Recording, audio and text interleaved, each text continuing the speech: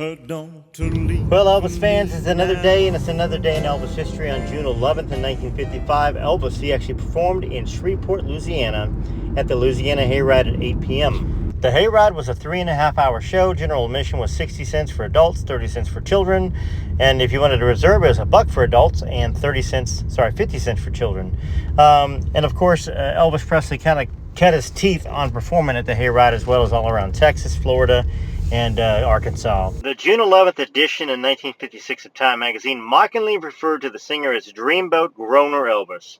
Holla, ha, ha, ha, hov, you, Presley. Jerks. They need to take that back, right?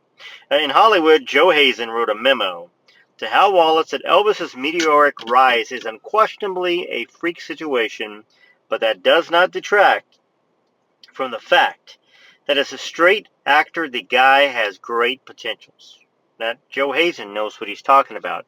It was kind of a freak situation because it had never happened again. It's kind of a one-of-a-kind thing. That's because Elvis was one of a kind. Also in 56 there, during this week, Elvis flew home to Memphis for the funeral of his cousin, Lee Edward Smith. Outside of his Audubon Drive house was June Winico, the girl Elvis met a year ago, which would be 1955. Elvis would spend much time with June the rest of the week. And I know somebody asked me to do a video on June, and I definitely will, because I really think that they had a nice young love. They had a nice little special love thing, which was never going to last, because June wasn't the type of girl that was suited for Hollywood. You know, she wanted to have babies and a family, and she wanted somebody she wanted to be a one-woman man, one-man woman sort of a relationship. As most women do, you know, as they should.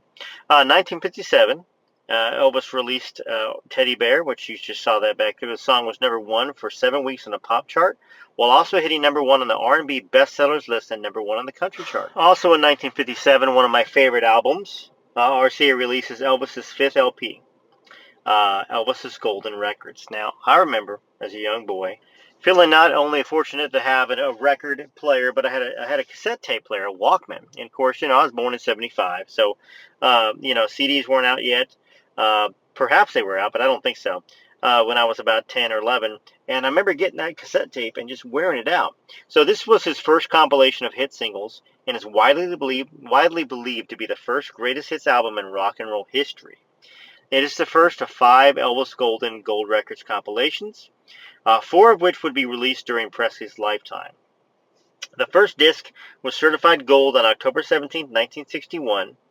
Then it was certified platinum on May 20th, 1988. It also received a 5-time platinum award on March 27th, 1992, and 6 times platinum on August 17th of the year. Looks like it was 1999. Now, we know that it sold many, many more since then, but I don't know what the numbers are. Nowadays, you don't really have many actual physical units being sold anymore. You get streamed on iTunes and Spotify and all that other stuff downloaded. So, you know, Jailhouse Rock was also recorded, made in 1957. So let's go to the year of 1958 now. You know, 1958 is one of my favorite years. Elvis was on leave at Graceland for 2 weeks from May 31st to June 13th. Elvis was also in Nashville at Studio B, recording some new stuff. 1959, well, we know that Elvis Presley in 1959, you know, he left for the service, but during June of 1959, he was actually in Germany. He wasn't in Texas. He was already over there in Germany.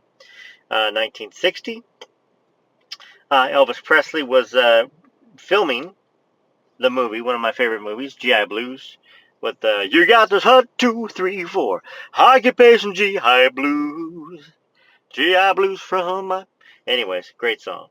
You get a horse and pepper, and black and pumpernickel for chow, horse and pepper. Anyways, I don't even know what horse and pepper is. It's some sort of a spice or something. I don't know. Somebody tell me what horse and pepper is, or horse and pepper.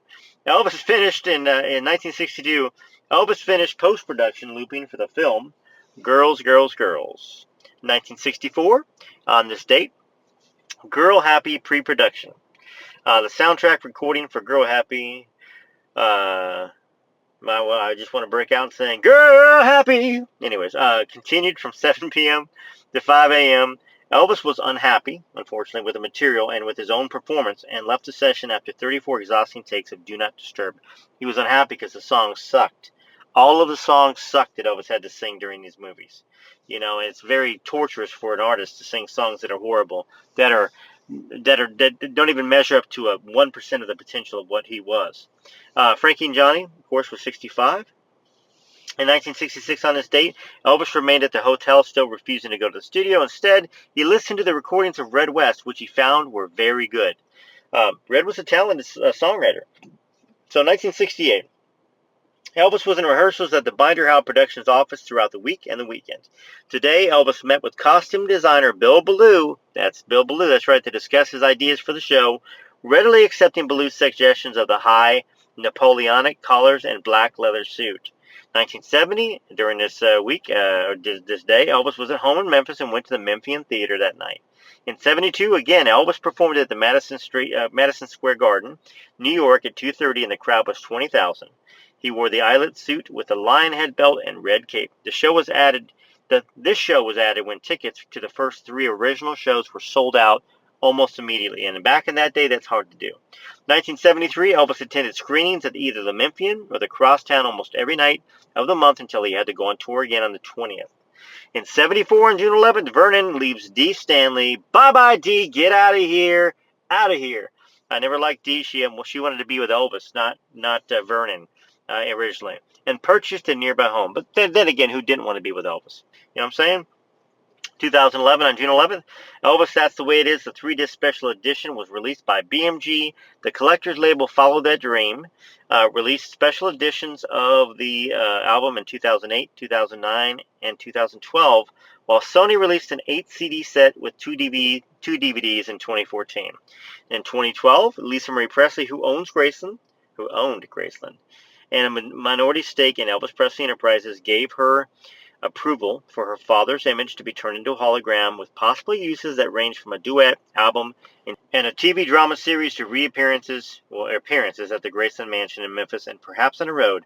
2022, there was a screening of Elvis the Movie by Baz Luhrmann. I hope you enjoyed this look back into Elvis history. Please like, subscribe, hit all notifications, and consider being a member. Until next time, this is Rare Elvis Photos on YouTube, Facebook, and TikTok, saying take care of yourself and others and appreciate yourself.